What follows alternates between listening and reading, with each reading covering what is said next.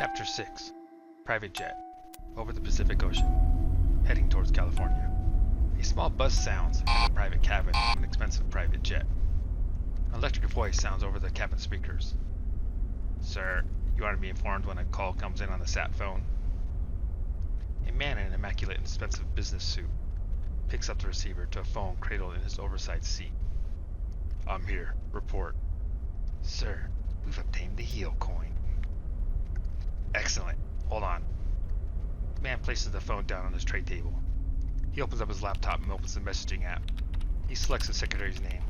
He types, send payments to number 1 and number 2. He waits a few moments. Then a return response displays.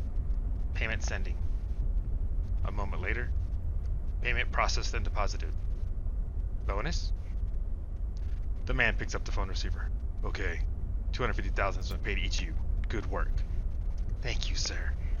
And the previous player? She got away, and we were unable to follow. Understood. He types in his messaging app. No bonus. A new message comes in, and he reads. We have a hit on a phone in Vegas. It was at Whiskey Joe's Casino. South Vegas. He types. Send number 3 to Vegas. I'll send number 1 or number 2. He closes his laptop. I need one of you to bring the heel coin to me in Santa Barbara. I need one of you to go to Vegas. I need you at Whiskey Joe's Casino as soon as possible. We have a hit. I'll send number 3 as backup. Understood, sir. Chapter 7 Late morning. Brian's room, South Vegas. Brian wakes up the next morning to the sound of soft sniffling, probably from crying. He stirs and the sniffling stops. He wonders why he's so stiff till he remembers his fight with Chuck and his bed on the floor. Oh, good, says Kai. Are you in a better mood? You were grumpy last night. Morning. I did lose my job, get beat up, and then get accosted on the bus. So yeah, sorry about that. Good. We can try again. I know what I did wrong. I can find your most valuable possession. I just thought about the wrong thing first. That's all. Sometimes I do that. Nah, I'm good. Brian stands up stiffly. He bumps a kart racing box he threw onto his entertainment center last night. The box tumbles to the floor, and the top of the box opens. He bends over to pick up the box. As he lifts the box up, a golden cartridge slides out. What the heck? What? Says Kai. This game fell out. He bends over and he picks up the cartridge. Peering off the bed at Brian, Kai says, Is it any good? He reads the label aloud. Gold Twilight Dragon Limited Edition. I forgot I put it in that box. I ran out of plastic cartridge holders. I wanted to clean up a little and just started putting cartridges into boxes. This cartridge is worth a lot. I mean a lot of money on the collector's market. Kai starts to smile wide. So wide. Brian feels as if he's staring into the sun. Are you saying that cartridge is your most valuable possession? And that I did find it last night, says Kai. Yes, but how? Can we try again? Got him, thinks Kai.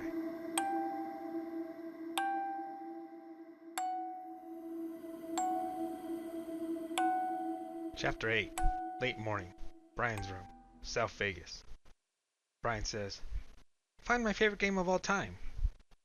Kai squeezes her coin, picks up a disc. Chainsaw Brothers. The game I can't seem to beat. Siege of Castles. Best game of buddies. Swamp Rescue. Exasperated, Brian plops down onto his bed and says, Okay, I believe you can read my mind. I'm not reading your mind. You asked me to find something, and if I concentrate on it, I can find it. But it's just games you found. How do I know it really works? I mean, really. Kai stares at Brian for a second. Well, the only way for a non-believer like you to believe is to try the coin. But let me warn you, this is serious.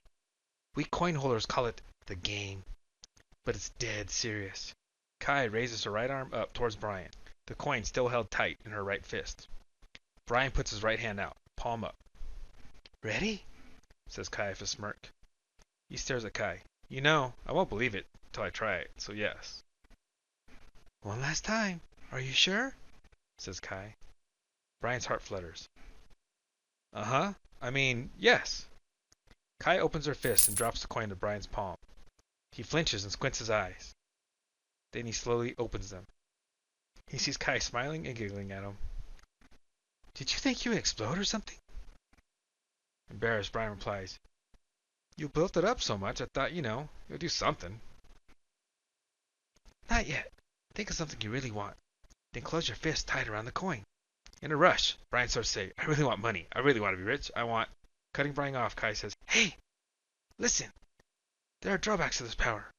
The bigger and more impossible the task, the more you'll lose. That's the penalty. Each coin has one.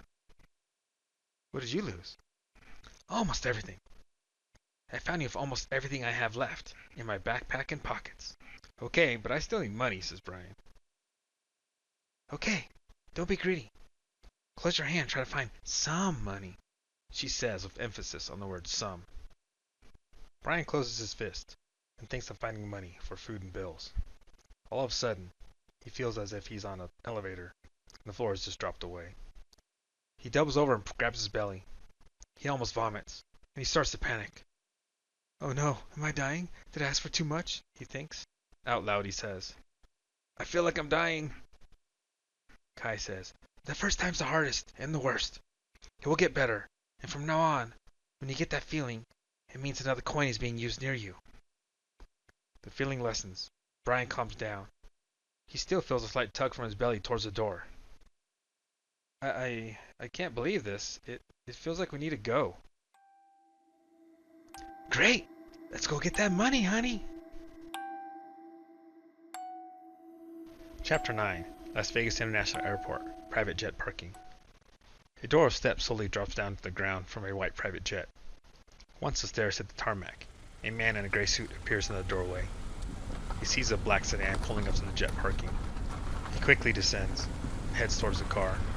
Behind him, the steps and the jet door are being pulled closed by a man in an immaculate white suit. Happy hunting, says the albino as the door closes. The jet sound starts to increase as it starts to pull away from its parking space. The man in gray opens the passenger side door of the black sedan and hops in. Sitting in the driver's seat is a young man in a baby blue dress shirt, wearing an unbuttoned dark blue suit coat and pants. Hey Sanchez, which coin are you running? The man in the gray suit shows the driver the face of his coin. He shows a depiction of a sword. What are you running? The same old? The driver shows his coin face to Sanchez. It shows an old-time key. A key that would fit into an ancient lock. Yep, why change a beautiful thing?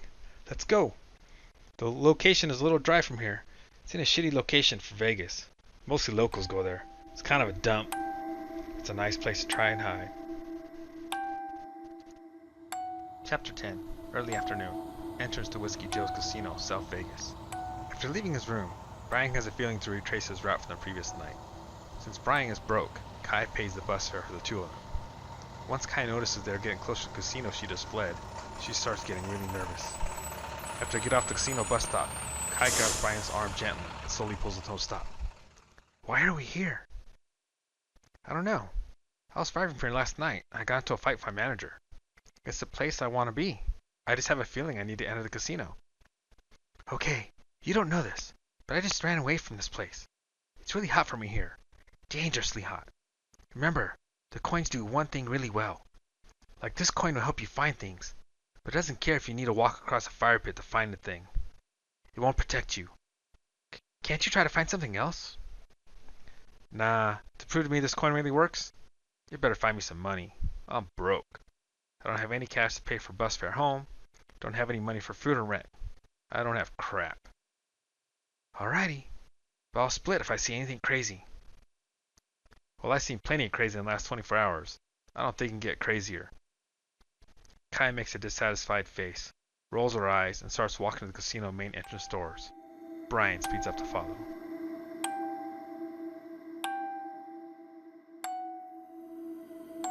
Chapter 11.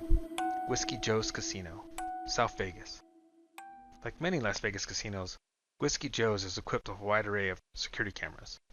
The cameras can be used to record security issues, but they can also be used to look for people of interest. High rollers, celebrities, troublemakers, card counters, and dudes like Brian. Brian is picked up by the cameras before entering and while traversing the casino. His security nose pops up in the security guard's screen. The security guard speaks into a handheld radio device. Please pick up the jackass from this morning's briefing. He's near carousel 12. He's walking with a little brown-headed woman in a hooded sweatshirt and ponytail, and he thinks, it's Vegas. Why is she in a sweatshirt? Chapter 12. Whiskey Joe's Casino, South Vegas. Brian and Kai walk into the casino. Usually Brian would turn left to head to the coffee shop where he used to work. He has a feeling he needs to go to the back offices, which are straight ahead. So he continues forward in a zigzagging line towards the back of the casino. In many casinos, it's hard to go in a straight line because of all the slot machines and tables placed in the gambler's way. These obstacles are made to be inviting to the overwhelmed tourist or hopeless gambler. For Brian, they're a hindrance to his quest for cash.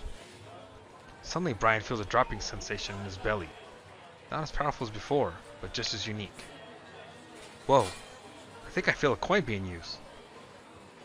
Kai's face pales. We need to go. We need to get out of here. Brian starts looking around the casino. He notices an unusual amount of security, and they're looking right at him. Then he hears someone yelling to his left. Let it ride, baby! It's my lucky day!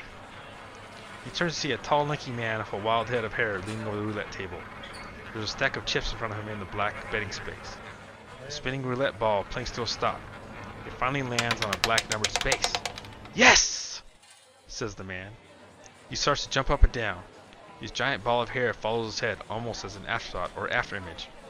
I'm so lucky. When I was born, the doctor tried to slap my ass and he hit the nurse. Woohoo! The man slides his winnings and his previous bet to the red space. All on red. The dealer nods and spins the wheel. Brian feels another drop to his stomach. He notices a celebrating man is squeezing his right fist. Brian turns to Kai and points at the man. He's using a coin. As Kai turns to look at the man, a group of security guards surround Brian and Kai.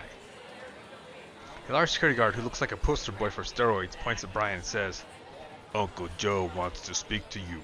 Come with us. Eep! Squeaks Kai as a large hand is placed on her shoulder from behind. Then Brian feels two separate sets of hands on the back of his arms. Hold on, says Brian, as he tries to peer around the first security guard. More yelling is heard. If I'm any luckier, when I want my ass, I'd find a treasure map. Hey, yells Brian. I need to talk to you. The wild-haired man hears Brian and looks up. He sees a large group of security guards and Brian peering at him. He pales visibly and starts to grab up his chips. My ass! Yells the man. While pointing behind himself at the wild-haired man with his thumb, the first security guard looks at someone behind Brian and says, Get ass man too.